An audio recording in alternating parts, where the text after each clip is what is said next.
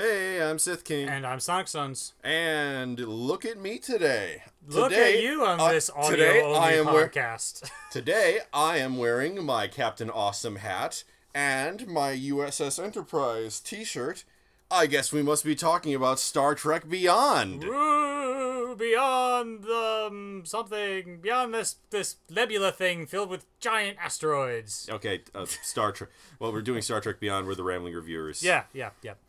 But, so we just came back from seeing Star Trek Beyond. And you know what? It was a good film. Not all of it made sense. No. We're going to skewer it the hell out of it because of that. Yeah. But you know what? I didn't hate it. It was better than a lot of space action, as you'd expect. Yeah, but it had good characterization between the characters, good interactions, good, generally good plots-ish. Although, fuck Yorktown. He just hates the way it looks. It looks terrible. I thought it looks like if Deep Space Nine was designed while on meth, and then put in a snow globe that hated people. This is what it would be like if Gul Dukat had the ability to make a station equal to the size of his ego. Ooh. That is Yorktown in a nutshell. Alright. I just fucking hate this place. I'm sorry. This place is awful. Go back to the giant mushroom-shaped star bases from Star Trek 3 and 4 and early TNG. Those things looked cool. They were gigantic, and they were just as big as Yorktown. Yeah. And you know what? I didn't hate that design. At least it looked like it could take something more than a kid throwing a rock at it. It did look rather vulnerable, I'll give you that. But I thought it was a cool entry sequence with the ship because it goes through the giant tube and so forth. Yeah, but everything about Yorktown just makes me go, why?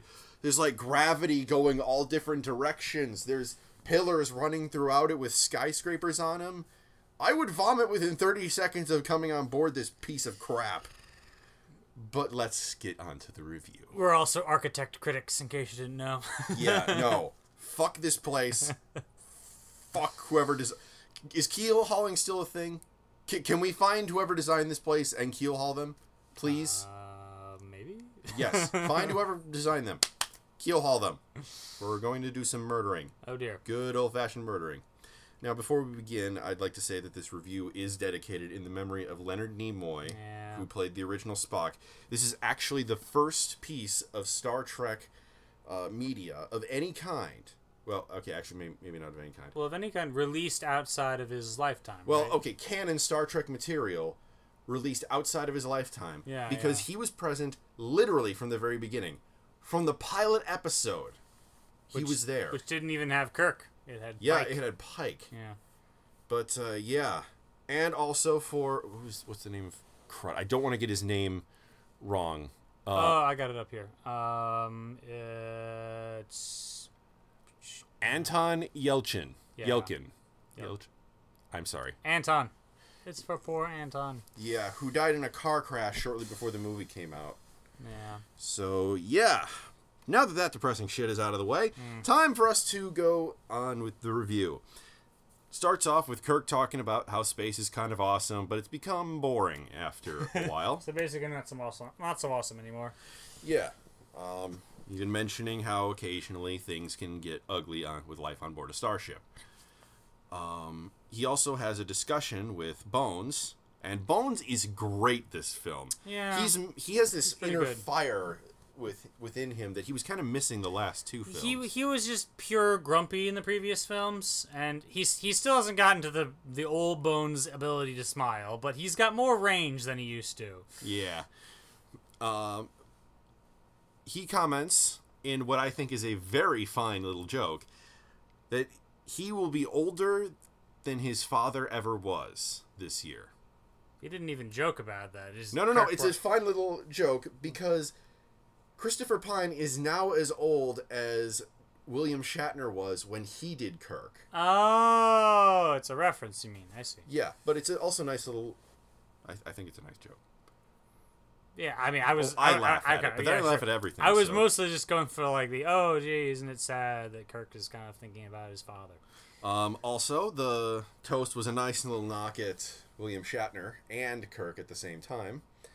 To a head full of hair and perfect eyesight. Yes. Now, those who remember Star Trek II, Wrath of Khan, remember that Kirk cannot get the Retinox treatment, so he has to use glasses. He will not have perfect eyesight.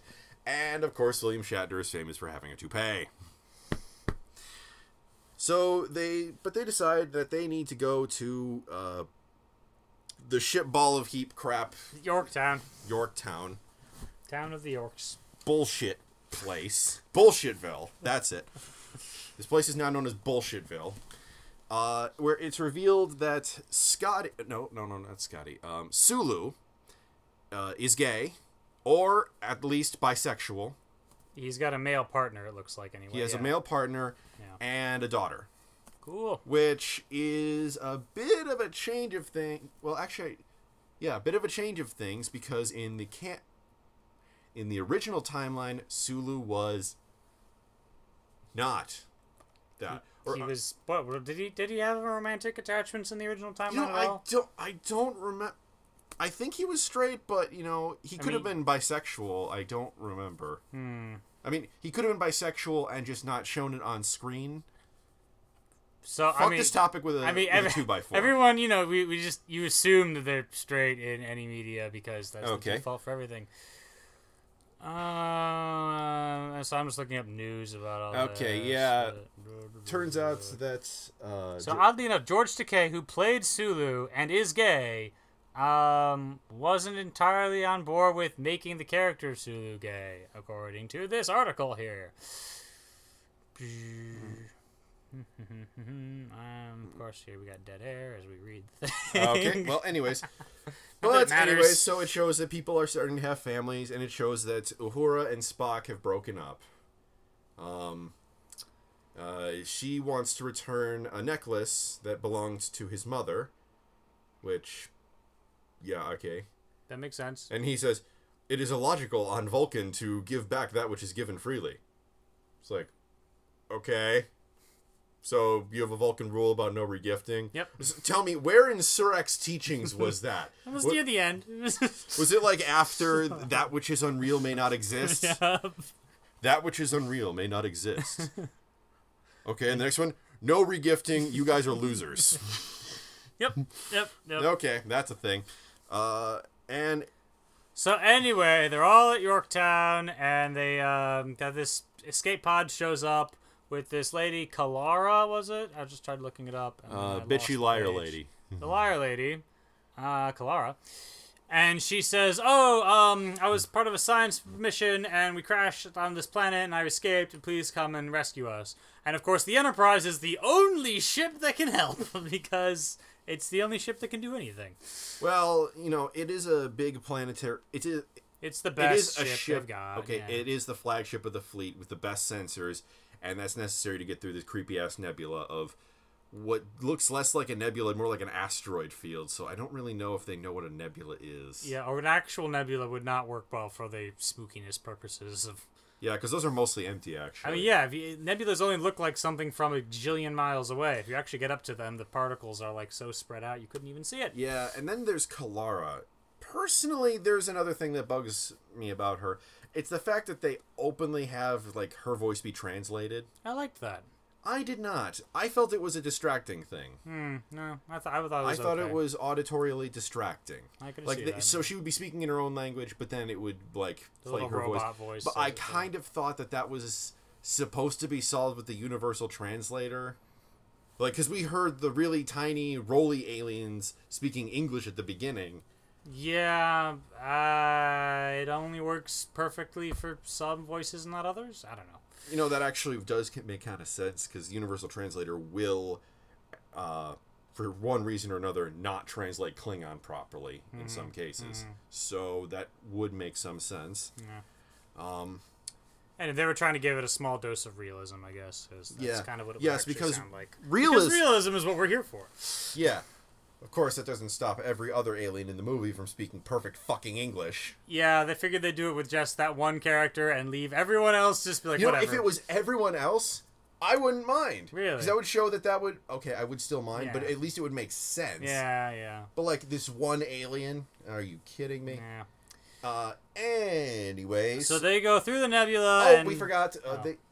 When the movie first opens, Kirk is doing some negotiating with this race of really tiny, roly aliens that are super paranoid. I mean, it hardly even matters. The fact is, the Enterprise happens to have this thing on board that they don't know exactly what it is, and they don't care, but it turns out to be super important. Yeah. So the Enterprise goes through the nebula to this planet. Altamid.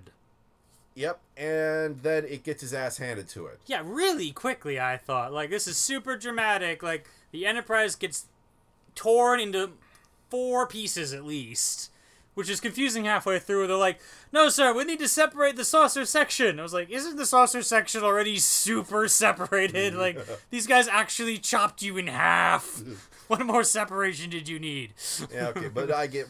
Yeah, the little extra bit was somehow still important. Kind of confused, because I don't remember the NCC 1701 being able to separate the saucer section. I remember that being a trait of the NCC 1701D, which is like 4 models in the future. But this is an alternate timeline where Starfleet is more militaristic and they have more stuff. Fair point. Which is weird, some of the points they make, though, later on. But we'll yeah, get to that. that is actually come to think of it. Yeah. Anyways, so So I was saying, thematically, they get torn in half, in fourths almost, because the nacelles break off too. Yeah, and these by ships... these swarms of ships. They're called bees, for some reason. Bees. My God. Because don't you know that bees will attack their opponents by flying directly and ramming into their opponents, tearing out chunks of them with their high velocity? Yep. Wait, that's not how bees work? Well, then what the hell? Oh, well. Okay. All a smurp around. Okay, remember our review of Ender's Game way back when? Yeah, the bees operate like the Buggers ships do in that movie. It's really cool looking. And the Enterprise is actually having a hard time defending against so many very small targets, because the Enterprise is designed to fight against, well, big targets. So the Federation doesn't think a single one-man fighter would pose any threat, or they would have planned a fighter defense. Analysis of the plans by Princess Leia reveals that... Unfortunately, the giant spherical space station does not get blown up at the end of this film. No, this thing looks fucking stupid. Can you imagine that? Yes, I can. I've dreamt about it ever since I saw the thing. Shh. Quiet, Jimmy. I mean, Sonic. I mean, Fred. Fred, how do you get in here? Quiet. I'm picturing Luke Skywalker blowing up Yorktown. That's good hate.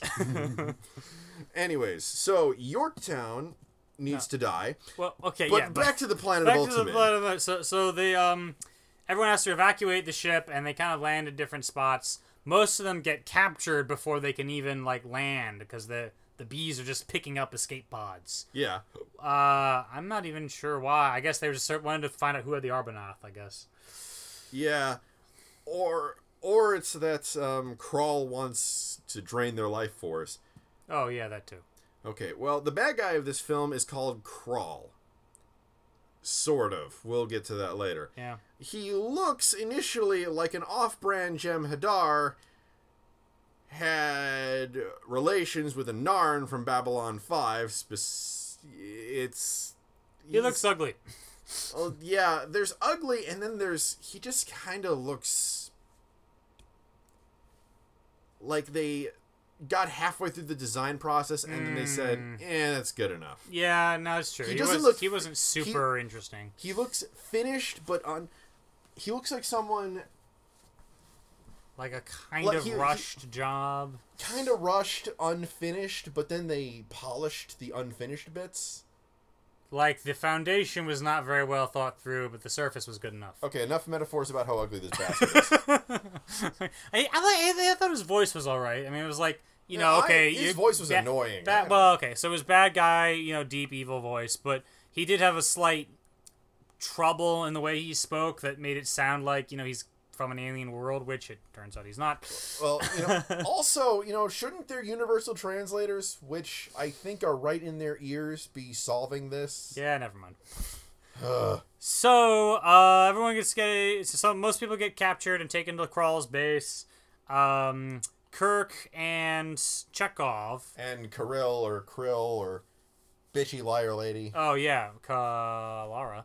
Kalara. They all wind up together, and they go off to find the saucer section, which miraculously survived falling through the atmosphere. Okay, this is a shout out to Star Trek Generations, where the saucer section of the Enterprise NCC 1701D crash landed in almost exactly the same manner in almost exactly the same sort of environment, which is just a field of pine trees. Oh, yeah. Well, there you go. No, seriously, I was like, oh, that's a nice little shout out. All right. So they say, okay, let's get on board the saucer, and we'll use the scanners there to like find our other crew members, because apparently, regular, what do they call it? Tricorders are just worthless on this planet. Nobody even gave it a hand wave with like, sir, the atmosphere is blocking the blah blah blah ion particle. It was just nope, not working. Never mind.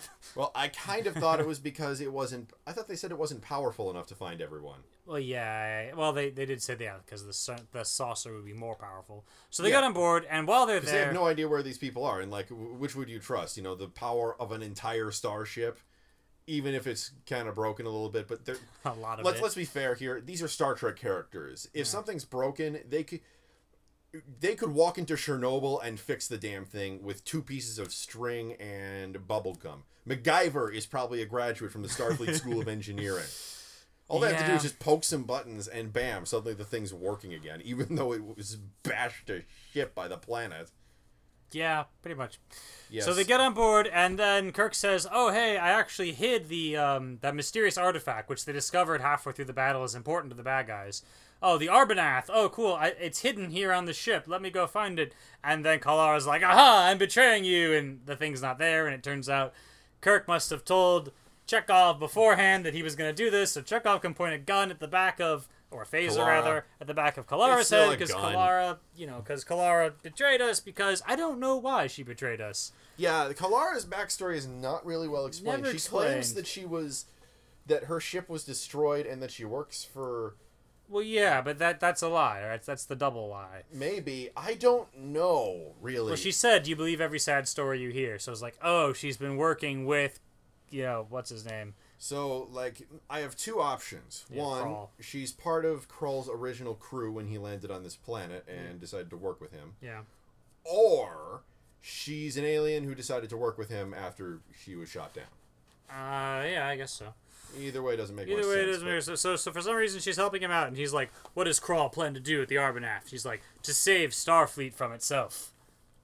Which turns out to be to kill a lot of people We'll for get no to apparent that. reason. We'll Okay. get to that. All right. He actually kind of justifies I mean, this. kind of, but all right. Well, in the standard "I'm insane, this makes sense to me" thing. So then they do this bit where they turn on the, what's the opposite of dorsal? The underside thrusters of the dang saucer section to flip the thing over and freaking crush Kalara as they escape. Well, that wasn't the sole purpose. It was just as a distraction Right, initially. right. It wasn't like, okay, step 1.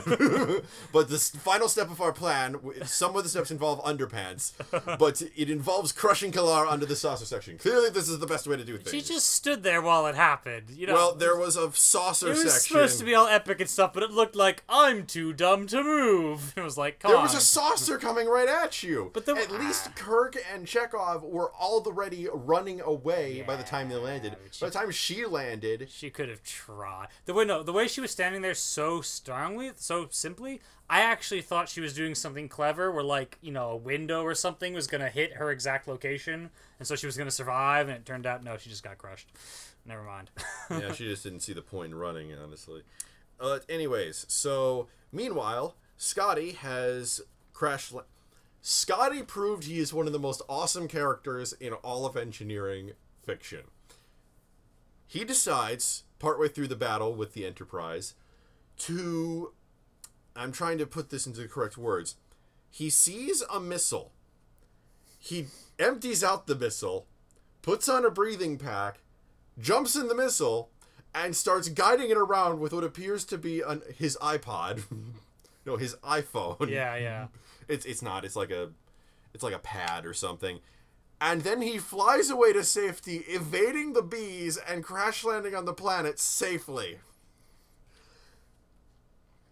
It takes a special kind of man to say, "Oh my god, the enemy is coming up the hallway. I've got it. I'll jump in a missile and ride to safety." Yep. Piloted only by my iPhone. Siri, direct me to the nearest M-class planet. Piloting the missile. Okay, granted, he nearly falls off a cliff, but still. And then he bumps into some aliens who live on the planet. And also Jayla. Jayla. Sure. Like J-Lo, except Jayla. Who lives on this planet, but she's been stranded here ever since her family's ship was shot down. And she's apparently an enemy of Krall's. And we see that Krall has the ability to drain people's life force. So he's kind of like a knockoff, half-assed Jem'Hadar fused with a Wraith from Stargate Atlantis. A lot of reused ideas here, yeah. Yeah, that's not always a bad thing. No, not always, but they could have done more with him. Yeah. So, anyway. And she is... So Jayla leads Scotty back to her house, which turns out to be a spaceship, which turns out to be the NX something or other Franklin. Yep, it's clearly the descendant of the NX-01, of the Enterprise NX-01, or the Columbia NX-02, but it's a different class of ship. But similar enough that it gives fans of Star Trek Enterprise, which I've watched since last time we did a Star Trek review, and you know what? Season 3 and 4 were actually okay. Yay! You know, when they actually started giving a crap. Yeah. And then they were canceled. Yeah. But anyway, so next on the list, Kirk and Chekhov bump into one of Jayla's traps because... But entirely at random. Yeah. But okay. But you know what? I can accept it because they needed to get the crew together and... And they were heading in that particular direction, I guess. Also, we finally get something the other movies have needed desperately. McCoy and Spock being assholes to one another. Yeah. It was something that was a delight to see every time it happened in the original series, and it happens again now. It starts when McCoy crash lands an alien ship into the planet with Spock inside of it. How did he get on board the alien ship again? I got lost in the midst of that whole battle. I think they ejected from the ship, and then they reverse boarded the alien ship. Guess. Anyways, and it turns out that Spock has kind of a piece of pipe inside of his liver. Or whatever the... Or near his heart, which is near the liver location of the... How does it work with a half Vulcan anyway? Does the heart go somewhere halfway between the heart location and the liver location? Yeah, I don't know and I don't care either. So, what follows is field medicine Bone style. He uses a broken gun to superheat a piece of metal. Says, "Okay, Spock, I have one question for you. What's your favorite color? I do not see what that..." McCoy yanks the pipe out and then cauterizes the wound with a burned piece of metal. It's like... McCoy says, "Well, I heard it hurts less when it's a surprise." Spock goes, "I would like to borrow something from your phrasing. That's horseshit." And we also learn that in between the last film and this one, Ambassador Spock has died. Which I guess would be kind of obvious considering Leonard Nimoy died, but still. I'm glad they acknowledged it. Yeah. I'm glad they acknowledged it. That was probably one of the best moments, some of the best moments of the film was acknowledging that because it had the real world thing behind it. Yeah. Anytime that they acknowledge that, it's just really kind of solemn and quiet. Almost doesn't fit, but at the same time feels very respectful. That guy barely made snarky comments during them. Yeah. Actually, I didn't.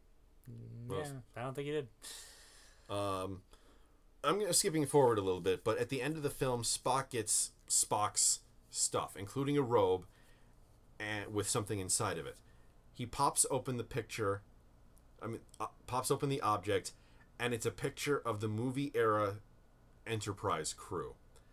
Nichelle Nichols, Oh, you want to go look them up? Crud, I can't remember. All those people from the original series in their movie outfits. Yeah, and it's just really powerful, because, damn. Because we've started way back in the 60s, and we're still doing this Star Trek thing, passing it off to a new generation. It's a new generation. It's But not the next generation. We already did that. The next it's just a really powerful thing, because it is. It shows that even after all these years, after all of his friends have passed on, Spock's was pushing 200 when he finally, passed away. And this is the robe he carries around. And he still carries around a picture of his friends from his time on the USS Enterprise. Mm-hmm. Just a really powerful moment. Yeah. Really appreciate it. Plus, it's probably the only time you'll ever see William Shatner in the new Star Trek universe. Yeah, it's too bad. But anywho, so eventually they find that Kirk hid the Absorbaloff. No, that's the alien from Love and Monsters. Doctor Who. The Arbanath? The Arbanath inside of inside the head of a crew member who looks like she has an alien face hugger for a head. Tell me that's not what it looks like. Yeah, it does. And she uncurls the... The point is, one of the prisoners has secretly had the Abranath. In the back of her head. Has secretly had it the whole time. And Krall finds out and takes it. And then he says something incredibly dumb. The ancients could not control the power of the Abranath. So they launched it, divided it into two and launched it into space. Okay, I have a question. If you're that eager to destroy it, why not just destroy it? I'm pretty sure volcanoes exist. If you have faster than light technology, I'm pretty sure you have the energy resources to destroy this thing properly. And if you're really determined to do this whole launch it into space thing, launch it into the sun. Yeah. It's really. not just fire it off randomly and hope no one finds this fucking thing again. Which people did. Which they did. Guys, so yeah, stupid. And they tested. So Krall tests it out on that same girl who was hiding it. Head crab head. Yes. No, face hugger head. Sorry. Okay. Sorry, head crabs are something completely different. Oh, of course. So it does this creepy black smoke thing and kills her, and I was like, "Wait, that's it? It kills people? Kind of like a phaser?" It doesn't really look that impressive. It basically just kind of melts her a little bit, but it's not really well shown. So, I mean, later on we get the idea that apparently if you release this thing, it'll grow to the zillionth degree and kill like millions of people all at once.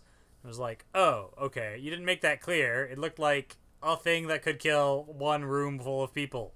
Just kind of like a grenade, but fancier. So now it's more like a nuke. Okay, fine. Oh, more like a biological weapon. A super fast biological weapon. Yeah. Okay, so Kirk and company have all gathered on the Franklin with Jayla, and they're going, okay, we need to find the rest of the crew. Let's use the scanners to determine if they're in the same spot that we thought they were. And they never actually do find them on the scanners, do they? The one thing they got was by tracing Kalara's call, because apparently they can do that. Yeah. And then they were like, oh, that's not good enough. Well, Spock's like, well, remember that necklace we mentioned earlier? It also was a tracking device. And McCoy's like, you gave your girlfriend a tracking device? That was not my intention. No. It lets off a slight amount of radiation. You gave your girlfriend a radioactive necklace?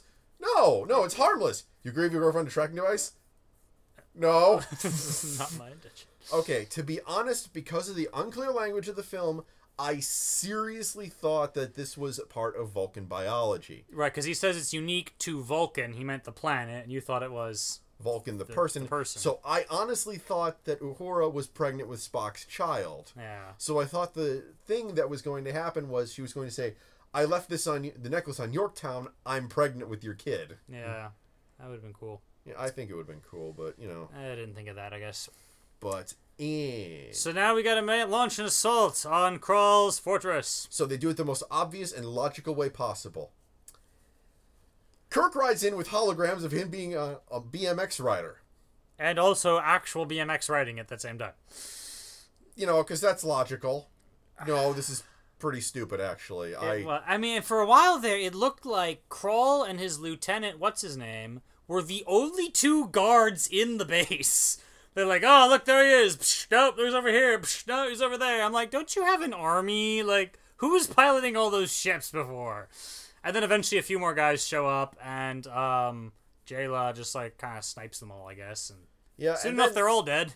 And then they manage to beam them onto the Franklin. And to beam the prisoners. That in groups also, of 20. Weird thing, though, Kirk releases the gas that hardens into a solid and blocks the shots. But then the guards that were shooting at them just kind of vanish. Yeah. Nobody shot the guards after that point. But they just walked away. They got bored. Yeah. Punched the clock. All right, we're out. So, but by this point, Kroll has got his weapon, so he takes his swarm ships and he goes to go kill Yorktown. Hooray! and then we discover the big revelation, right? Or no, is that we do figure that out when we're on Yorktown? That's later. Yeah, okay. So first we have to go follow him. Yeah, so they get Franklin up and running. They do this crazy thing where in order to make the ship fly, because it's got screwy engines, it is apparently it's not designed to land on a planet. It's not designed to move in atmosphere at all. So here they are. It's crash landed. It just so happened to crash land most of the way up a cliff face, and they're going to. Let's be fair here. Most of this planet appears to be cliff face. That's true. So by odds of probability, it's probably going to land on a cliff face. But so they push it off the cliff, which happens to be an extremely tall cliff, so they can fall downwards, and this somehow allows them to go up, which is the exact opposite direction. And I know Star Trek isn't known for its movie physics making any sense, but this in particular bugged me. It's not as if the ship is made of rubber and will bounce off the ground. Or it has, like, an air-fueled engine that required you to be going... Right, like, right. I've seen this work when, like... it needed to get the engine moving, so they get the ramjets. Or if the ship had wings, and therefore having airspeed over the wings caused lift to occur, that might kind of make sense. But this thing is explicitly not an aircraft. So for some reason, they just push it off the cliff, and then, as if it were on a giant string, it just kind of swings upward with more velocity than they could have otherwise managed. Because that is how science works. Because that is how science works. Okay, so they managed to somehow catch up with the bees, which are, thank God, starting to destroy Yorktown. Oh, by the way, earlier, Uhura and Sulu broke out of their prison cell briefly, and they get to, like, this little nest of computers, and they send a distress signal to Yorktown, but then bad guy Kroll is all like, but the coordinates were scrambled, and they'll send all their ships to a different location.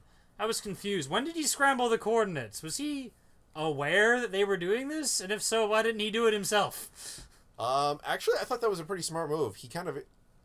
I think that he expected them to escape and to try to send out coordinates, because that's basically what you would do in this sort of situation. Right. So he let them do that, except he blocked the outgoing transmission without telling them, which would explain how he was able to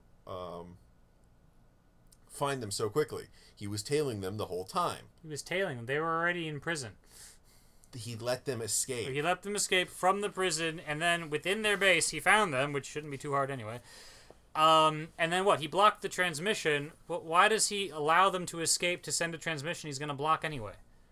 He blocked it so that he can modify it so that it'll send a fake transmission to a different set of coordinates using their voices, so that the Yorktown's defensive forces will go to a different area to go and rescue the Enterprise. But they didn't have voices in the thing. She just typed some keys.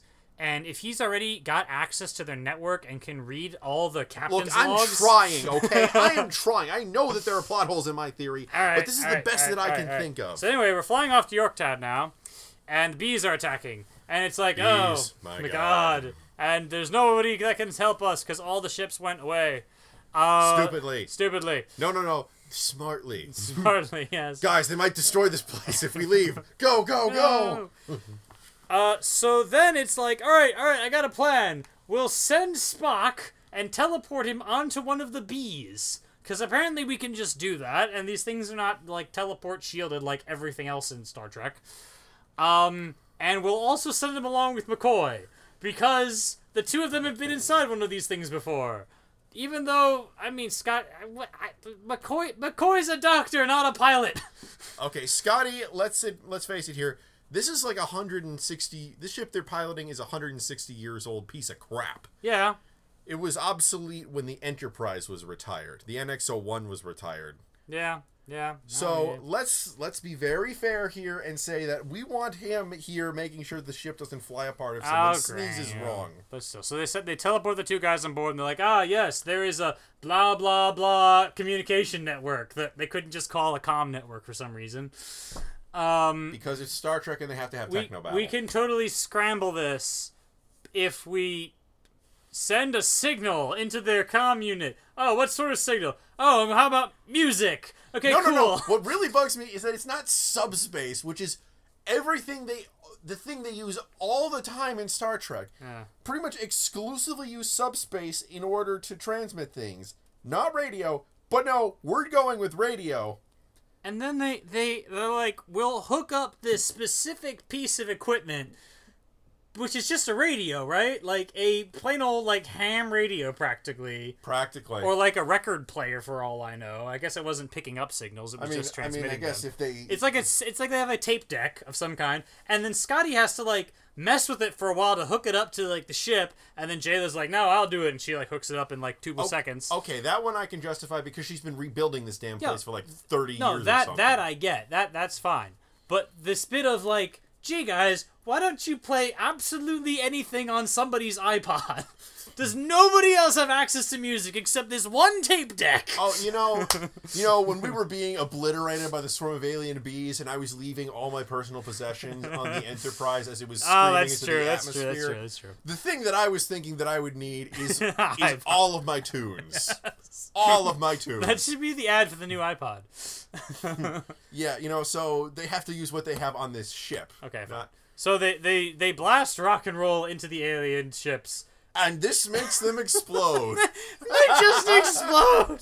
Okay, giant fireballs. This is the kind of stupid that I could get behind because this is just so stupid. It just goes all the way around to glorious again, because they're surfing the Franklin on this wave made of alien bees, which are exploding because of rock and roll.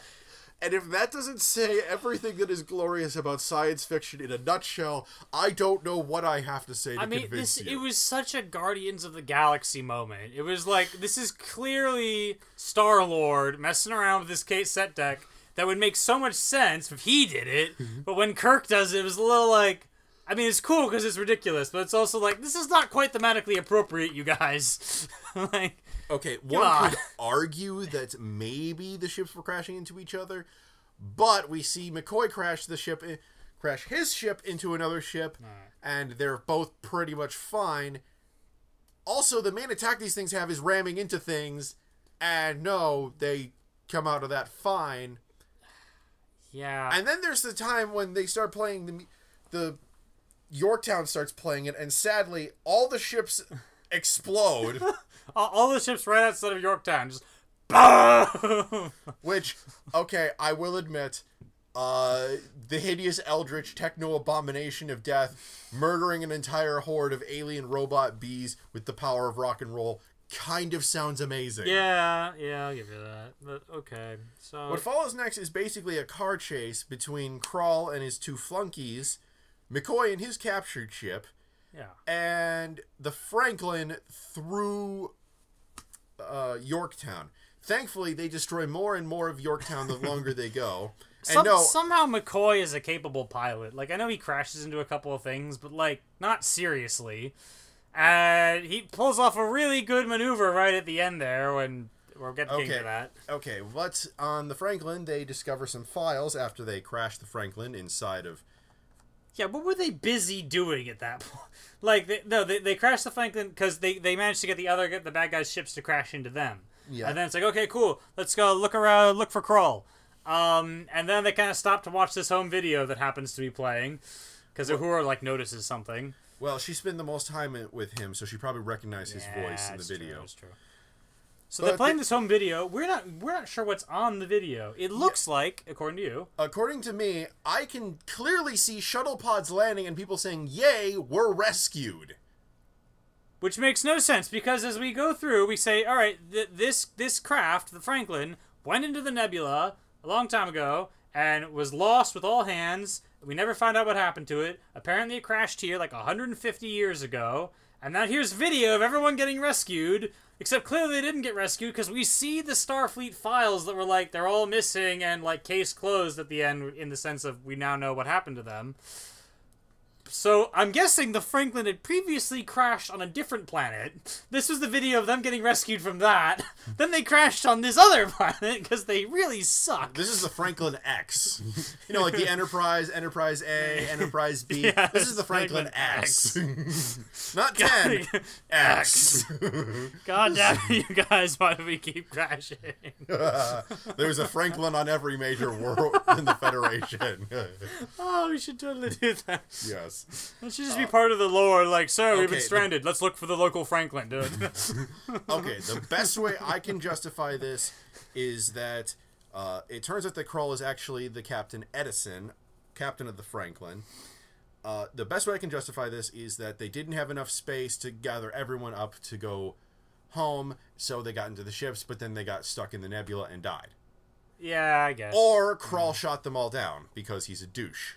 Yeah, I guess that could happen. Okay, turns out that Krull is a whiny emo big baby. No, I'm dead fucking I do not serious. understand this villain. I do not. No, he is... You know, Khan, I could understand him in the last film. He wanted to protect his family, which was being threatened by an insane Starfleet Section 31 admiral. Well, the original Khan was even better. Oh, yes. But we're not getting into that because we've already talked about Wrath of Khan way too many fucking times in this fucking... You know what? You want to hear about Wrath of Khan? Go watch our Zootopia review. Because we never shut up about that there. Okay, but this bad guy, he was a Mako, which is basically a space marine, and he lost his job when the Makos were abolished because Starfleet isn't a military organization, which is bullshit. If you go watch SF Debris' review of crud, I can't remember what the episode name is called. Just watch all of his videos. But there's an episode of the Next Generation about how they're preparing for military scenarios, and they go, Starfleet is not a military organization. We don't use military force, which, let's be fair here, that is a pile of horseshit so massive that even Spock would be forced to admit that it is a pile of horseshit. Not just equinid excrement. I'll take it as in-universe nonsense. The combination of propaganda and wishful thinking. They really don't want to be militaristic, and they have to be. But let's be adults here. Yeah. They are the only military force that Starfleet has. They are regularly armed with deadly weapons. Yeah. They are the only force that is called upon if the Borg attack or whatever. If the Klingons or the Borg decide to get uppity, and if they ever disobey orders, they can be court-martialed, which means military court. Yeah, it does. It does. Yeah. Starfleet is fucking military, and anyone who pretends otherwise is delusional or willfully obtuse. I mean, they're like a military with a science division, you know. And, military has a science division. I mean, they don't just build weapons, though. Like, you know what I'm saying? They whatever. But let's move on. Because the Space Marines were canned, Captain Insano Emo Pants is like, how could this happen to me? I made my mistakes. But no, he starts whining in his logs about how, woe is me. Humanity was so much better when we were just murdering the aliens. And to be fair, he does mention the Xindi and the Romulans, so that is a nice callback to the Star Trek Enterprise. Mm-hmm. But he just never shuts. He's I will destroy your unity. It was better when we were alone. What is he talking about? Now, to be fair... Bitch, I murdered beings like you by the handful, by the dozen, by the bushel, by the ton in Mass Effect 3 when people were shouting, humanity must stand alone! Bam, bam, bam, bam, bam. Okay, so apparently he got fired as a Mako. He became a captain, and at some point he crash lands on this planet. And maybe after that, he started going insane. That was my impression, is that the isolation was getting to him, and that's what they were going for. But, like, yeah, his philosophy is they brings this up like 4 times about how struggle is better, and he sounds like a knockoff Klingon. Like, the Klingons make it sound legit, but he's just like very vaguely, fighting is good for some reason. I don't know. He doesn't even say honor or something like that. He just struggle. Here's how I unity bad. Here's how I portray it. He had his job, he got fired, and then he got promoted. Curse you, Starfleet! Curse you for promoting me! What is wrong with you? He did say he felt Starfleet didn't care about him anymore because they, like, failed to save him. But, like, you know, it's understandable they would fail to save you when you're in this nebula where it's super easy to get lost. And they openly say they can't communicate out of this nebula. Right. So he discovers that the local inhabitants of this planet have left. They left a long time ago. Either they fucked off or they went extinct, which seems unlikely. I chalk it up to ancient alien races deciding to fuck off to wherever once. They all ascended. They're hanging out with, like, those the ancients. The Alterans and the Q. And actually, you know what? Get the Q back here. We need some Q. Okay, so he discovers this technology they have, which allows you to extend your lifespan by draining it out of other people. Why? And for some reason it works on humans. So that's convenient, right? So he uses it, to, I guess, to extend his lifespan. And I guess like 1 or 2 of the crew members who agreed to this stupid plan. Yeah, but he also finds they have an entire army just sitting around. And I guess anybody can just tell them what to do, because that's what he does. He takes command of this army of drones, he calls them. There's all these dudes that walk around with guns, and all these ships that are the bees. Okay, so he has been sitting around with an army for 150 years doing what all? I don't know. Here's a question. The bees seem to attack by ramming into enemy ships and then tearing holes in them that way. But we see the ground forces have guns. They never did build bigger guns for some reason. Do you see where I'm going with this? You know, somehow, as a human, you should at least know Earth history, and you should know that despite what the Japanese tried to teach us back in World War II, smashing your plane into another object is not a valid form of combat. Well, I mean, okay, on a per plane destruction basis, it was pretty effective. Okay, but sadly. yeah, but we won. We kicked their asses. Well, we did, yes. Yeah. So look, that shouldn't be your that should not be your primary tactic. Yeah. There should be, okay, this is plan Z12. We have to go through the entire alphabet 12 times before we get to this plan of smash my ship into another ship. I mean, I'm willing to take that because maybe they can just produce new ships so fast they don't give a damn. Like, fine, whatever. But the fact that this army is just sitting around for any random dude to take command of it was ridiculous. And the fact that he's been sitting around for 150 years was ridiculous. What is he doing? Apparently, what he does is he downs random ships and takes the people hostage, or prisoner, and then, like, sucks their lifeblood so he can be immortal. Okay, fine. And then what? You just stand around all day? He has this whole plan. He wants to destroy Starfleet. You have this giant fleet that can kick the crap out of everything. You could just blow up Yorktown while it was under construction. You didn't need to wait. Why are you sitting here? You know what? You could have... Okay, the best explanation I can give is he wanted this super weapon because it was created by the people of this planet and got so focused on his goal he didn't consider other options. Yeah.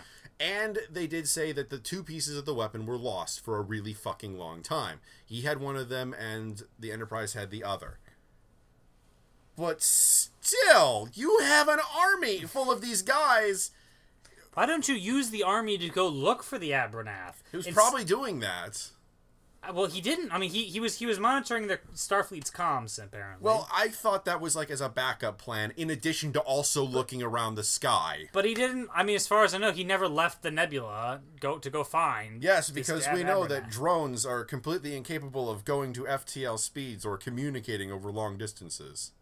But they were I'm just saying they weren't recognized as like, oh, we've seen those messing around in Federation territory before. Yes, because cloaking devices.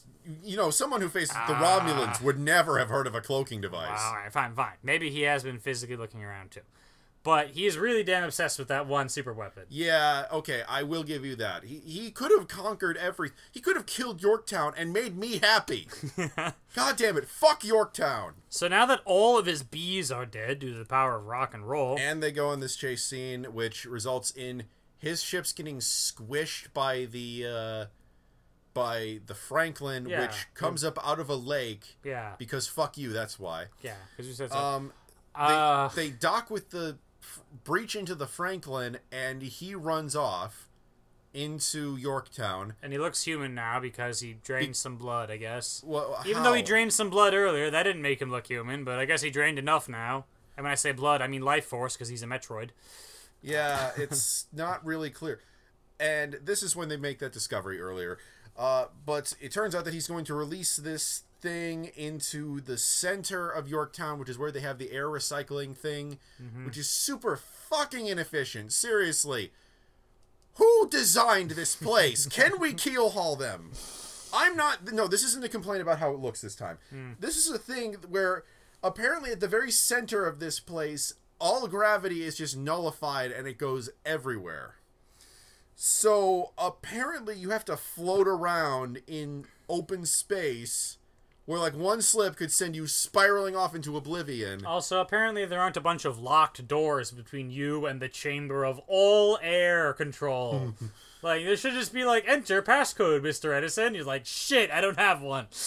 Like, he doesn't even have an army now to back him up and like, blast Hey, through what some happened walls. to the other two drones that crashed into They just died, I guess. I don't know. Okay. And there's no security on Yorktown. There is no army of dudes rushing up to, like, subdue him once Kirk is like, that's the bad guy. And they could be all like, cool, let's snipe him from 500 yards, because we can do that. No. I personally like how, they didn't have, like, some technobabble solution, like, we can regain control over this from the secondary control systems in this tower. Yeah, no, you have to physically be up there and throw some switches. Yeah, that's Star Trek technology for you. Yeah, so Kirk, of course, is the only guy who manages to get on foot and gets up there fast enough. Of course, this brings up the question of where the transporters are, and there's a few theories, each one of them full of holes. Like, they have the shields up so they can't beam stuff around. They want to have the shields ready in case Actually, they could have just used the shields to make a barrier around this thing and compress it until he was just stuck. Yeah! Why didn't they do that? Do something like that.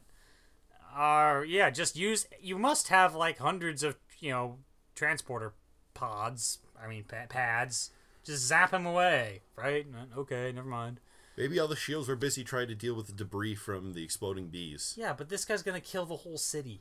Yeah, so will a piece of debris moving at fractional c velocities heading straight into the glass wall. They weren't moving at fractional c. They were moving relatively, I don't know.